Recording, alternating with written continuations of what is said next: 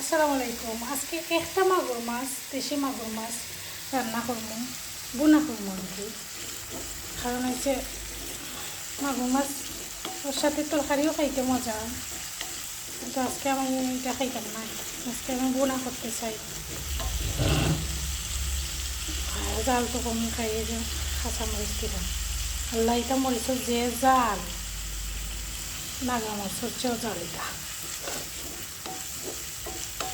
পেঁয়াজগুলো বালা করে সিদ্ধ করিয়া নিলাম, সব বাজে করে নিলাম। কারণ পেঁয়াজ বাজিয়ে ফুটলে বালা করে ভালো স্বাদ লাগে খাইতে।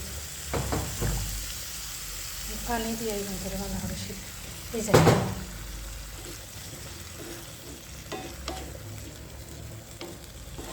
আসলে তেল দেওয়া, সপ্তাহে এভরিথিং মশলা দেওয়া ভিডিও অনেক লম্বা হয়ে যায়।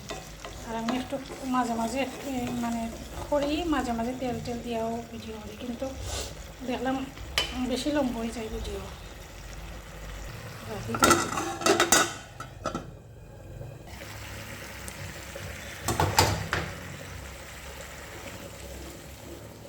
তো বলা করে পেঁয়াজ সিদ্ধ হয়েছে না, কাঁচা কাঁচা রয়েছে।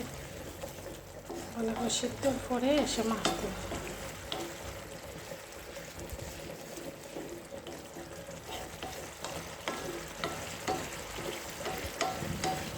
আসলে আমার ফেসবুক আইডি তো জান্নাতুল জানো, আর পেজ খুলছি কারণ আমার ইউটিউব চ্যানেলের নাম হ্যাপি হাই ফাইভ দিয়া পেজ ইউটিউব চ্যানেল। কারণ ইউটিউব চ্যানেলের তো নাম আর চেঞ্জ করা যাইতো না, যেহেতু আমার পেজও রান্নার ভিডিও দিব আমি বেশি।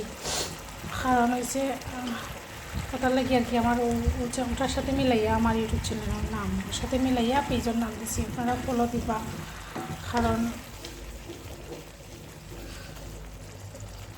দেখি আল্লাহ দিলে কাজ করার চেষ্টা করলাম। কারণ অনলাইন থেকেই তো কাজ করি, আমার সফল হয়। আমি ওটার চেষ্টা করলাম, দেখি সফলতার দ্বারা যাইতে পারিনি। ভালো করে সিদ্ধ পেঁয়াজটা আমি আসলে লবণ দিছি না, এখন দেখি মাছের মাঝে মশলার মাঝে লবণ দিছি না, ওটার লাগে তো পেঁয়াজ তাড়াতাড়ি সিদ্ধ হয় না। এখন মুখো দিয়া দেখি লবণ দিছি না। আসলে লবণ না দিলে সব গুড় মাটি। লবণ এমন একটা খাবার,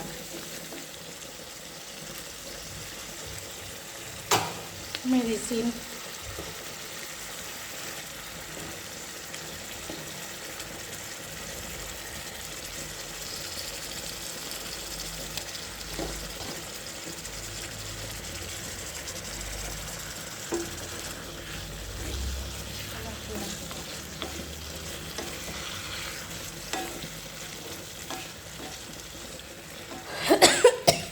আমার গামতে গামতে আমার অবস্থা খারাপ, লাই জানি ঠান্ডা লাগে যায়।